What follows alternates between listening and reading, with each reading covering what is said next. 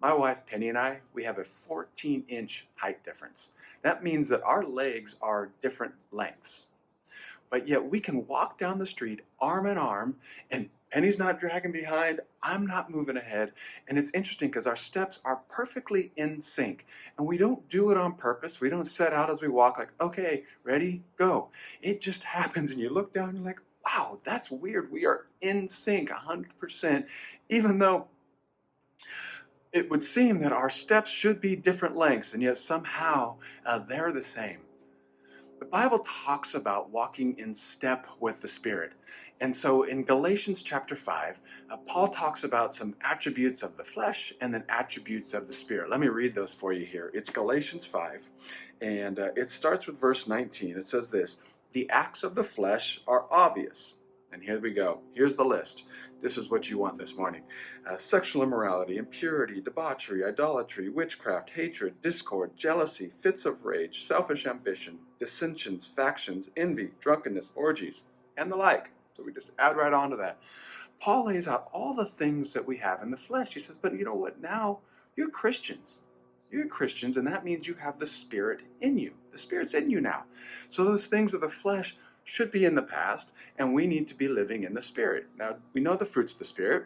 If you don't, here we go. It's love, joy, peace, forbearance, kindness, goodness, faithfulness, gentleness, and self-control.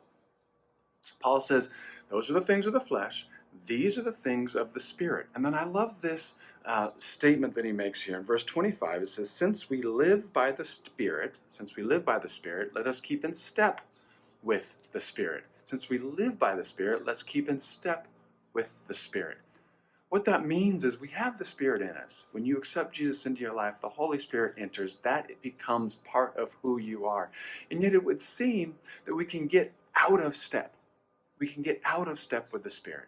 And so it's really uncomfortable when we're out of step, right? So if Penny and I were to walk down the street arm in arm and she's dragging behind me or she's running ahead of me, that would be a super uncomfortable walk down the street, right?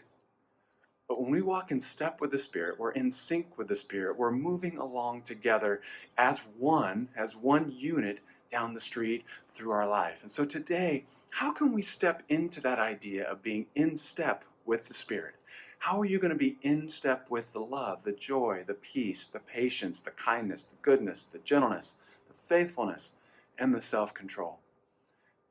Today, let's do that. Let's ask God to allow us to walk more in step with the Spirit so that when life hits us today, where our responses are more Spirit-driven, are more the love, the joy, the peace, so that we can walk in step with the Spirit.